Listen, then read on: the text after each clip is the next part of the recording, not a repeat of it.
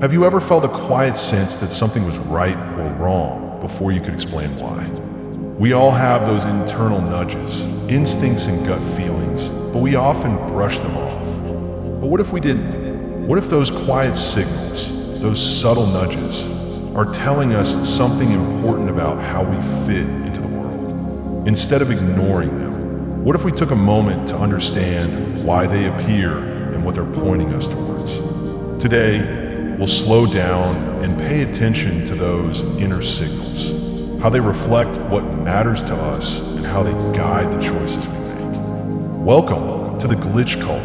This is where we pause, dig deeper, and reveal the patterns that shape our lives more than we realize. There are moments in life when you feel something before you can explain it. You enter a situation, meet a person, consider an opportunity, and there is a subtle internal response. It may not be loud, it may not even be emotional, but something within you registers a reaction. Most of the time, we dismiss this as a simple gut feeling. We assume it is random or irrational because we cannot immediately justify it with logic. But what we call instinct is rarely random. It is often the result of quiet pattern recognition built from years of lived experience. Your mind is constantly storing impressions, noticing subtle details, and forming associations. It remembers how certain environments made you feel. It remembers the kind of conversations that energized you and the ones that drained you. It remembers situations where you felt aligned with yourself and situations where you felt slightly off. Much of this information never reaches your conscious awareness in a structured way. It simply becomes part of your internal system. So when something feels right or wrong, it is often not a mysterious signal. It is your internal system comparing the present moment with everything you have previously experienced. It is assessing whether this situation fits with who you are and what you value, even if you have never clearly defined those values in words. This is why instinct can sometimes recognize misalignment before logic catches up. You might stay in a job that looks stable on paper, yet feel an ongoing discomfort that you struggle to explain. That discomfort is not weakness. It may be your internal system signaling that your actions do not match your deeper preferences or strengths. On the other hand, you might feel drawn toward a path that seems uncertain but strangely energizing. That pull is often connected to a sense of authenticity. It reflects alignment between your internal inclinations and the direction you are considering. Understanding this changes the way you see your inner voice. Instead of treating it as something impulsive, you begin to see it as accumulated intelligence. It carries information about your boundaries, your interests, your capacities, and your limits. It reflects patterns you have lived through, not just theories you have read. However, trusting instinct does not mean acting without thought. It means paying attention to the internal response before dismissing it. It means asking yourself what that feeling is connected to. Is it pointing toward growth, or is it reacting from fear? Is it based on repeated evidence from your life, or is it based on a single past event? When you examine it calmly, instinct becomes clearer. It becomes less dramatic and more informative. Over time, learning to listen to this internal compass helps you understand yourself more honestly. You begin to notice what consistently brings you energy and what consistently drains you. You recognize patterns in your reactions. You see where you feel natural and where you feel forced. This awareness does not solve everything immediately, but it gives you a more stable reference point. Your instinct is not there to control you. It is there to inform you. When you start seeing it as a source of personal data rather than emotional noise, you begin to understand yourself in a more grounded way. And that understanding becomes the foundation for more aligned decisions. Once you begin to understand your inner instinct as accumulated experience rather than random feeling, the next step becomes clearer.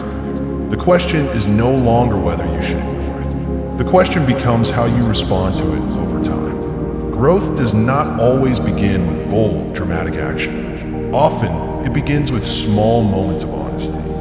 You notice that something feels misaligned. Instead of pushing that feeling away, you sit with it. You ask yourself what exactly feels off. Is it the environment, the pace, the expectations placed on you?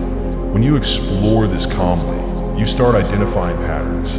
Perhaps you realize that you consistently feel drained in roles that require constant performance, but feel steady in roles that require focused thinking. That pattern tells you something about how you function best. Following your inner compass in this context does not mean making reckless decisions. It means gradually adjusting your direction to match what you have learned about yourself. If your instinct repeatedly signals that a certain path does not fit, and you ignore it for years, the internal tension builds.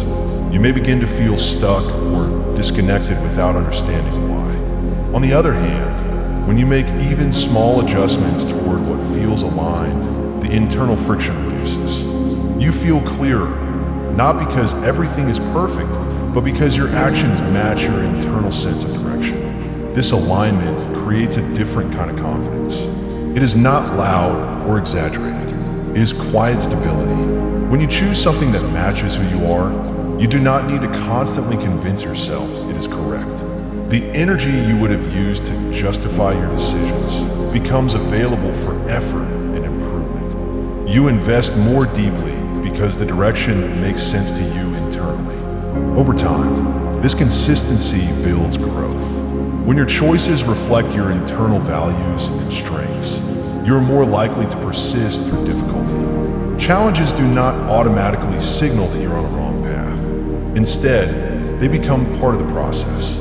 Because the direction feels aligned, effort feels meaningful rather than forced.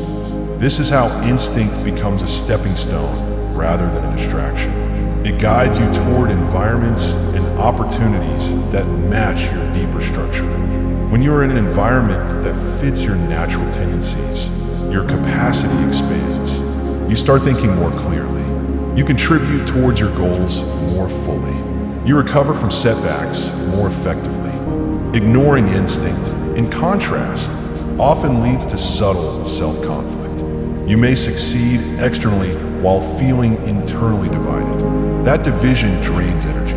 It slows growth because part of you is always resisting the path you are on. The purpose of listening to your internal compass is not to escape difficulty. It is to choose a direction where difficulty feels worth facing. When your actions align with your internal understanding of yourself, growth becomes more sustainable. It becomes less about proving something and more about developing something real. In this way, instinct is not an enemy of logic. It is a companion to it. When examined calmly and acted on thoughtfully, it helps you build a life that feels coherent. And a coherent life, even with challenges, is easier to grow within.